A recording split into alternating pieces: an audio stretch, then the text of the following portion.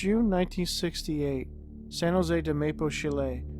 A fiscal director at a local institution was staying in a building with his wife as part of his duties.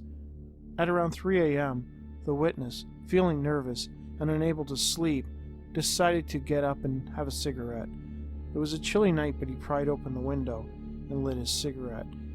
He leaned out, giving himself a perfect view of the first-floor lobby of the building he was staying in.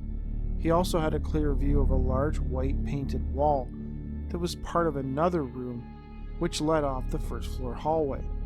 As he relaxed by the window, he noted that there was an absolute silence. Only once in a while could he hear the distant sound of barking dogs. Staring into the hallway and almost finished with his cigarette, he suddenly saw, as if appearing out of nowhere, a strange procession of figures wearing white tunic-like garments. The witness was absolutely stunned. He could not understand why people would be inside the building at such a late hour and wearing these particular outfits. It was just so bizarre, and fearing he might be losing his mind, he immediately walked over to the bed and woke up his wife. He made her get up and peer out the window. She too observed the strange figures wandering very slowly down the first-floor hallway. Each step was very precise, slow, and measured. As the procession reached the large white wall, the husband and wife watched in disbelief as the group seemed to literally vanish into the wall. They likened it to the men being swallowed up by solid concrete.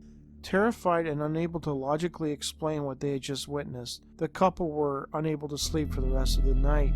Thoroughly rattled, they lit a candle and just hugged each other for the rest of the night. According to Viviana A. Cruz Bertrand of NUFA, the incident was kept secret for many years by the witnesses, who could not reveal the exact location since the building is now part of the patrimony of the city and is still in use. While black-robed monk-like beings are quite common in the paranormal, stories involving white-robed beings are less common, but they do exist. What are these beings? Where do they come from? Who knows? December 28, 2008, 5:30 p.m. As reported by the son of the witness. About an hour and a half ago, my dad was following a pickup just this side of Cache Creek. The pickup swerved, and then Dad heard a bang, and the pickup stopped. Dad pulled over and got out to help, not knowing what kind of animal the guy hit.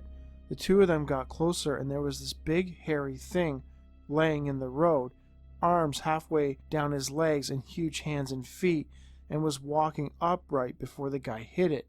It smelt really bad. It was making strange noises. The guy's pickup was quite damaged but still drivable. Dad helped the guy load this animal into the back of the pickup, which had a canopy, and they were taking it to the RCMP in Cache Creek to find out what the heck it is. It was still alive as it was making noises, but it was knocked out and injured. Dad has never seen anything like it before. Be watching the news tonight, everyone. That was the story. But was it true? Lon Strickler of Phantoms and Monsters, who wrote about the case on his site, acknowledged that he was having a bit of a problem with the story and wondered if there was even an RCMP detachment in Cache Creek. I know there is one in Ashcroft, he wrote. The Center for Fortean Zoology also referenced the strange incident in an article noting that after the report was filed, rumors began to circulate that the creature was being kept on ice somewhere in the dark recesses of the RCMP detachment. Ashcroft RCMP Sergeant Dave Prentice claimed that he had received numerous reports from people who claimed that they had seen Sasquatch-type creatures in the area, although none of them have been real, he said. Regarding the idea of a Bigfoot being kept on ice at the detachment, Prentice remarked that the only cooler they had was a little fridge in the lunchroom, and while they did keep blood samples in there from time to time, there have been no Sasquatches. So was a creature struck by a truck in Cache Creek? I have no idea. I checked but have not been able to find any other information to corroborate the account. Neither the father nor the driver of the pickup, to my knowledge, have ever come forward to speak about the case. The son of the witness was certain that they had hit a type of animal, but if they did hit it, where is it?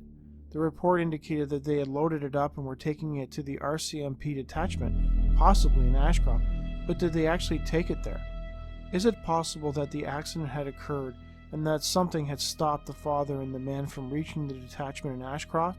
Had they possibly been warned away from talking about it, which is why there have been no follow-up? It wouldn't be the first time people who claim to have had an encounter with a Bigfoot were warned off talking about it. At the end of the day, it's all just speculation on my part, but I found the case interesting and I wanted to share it.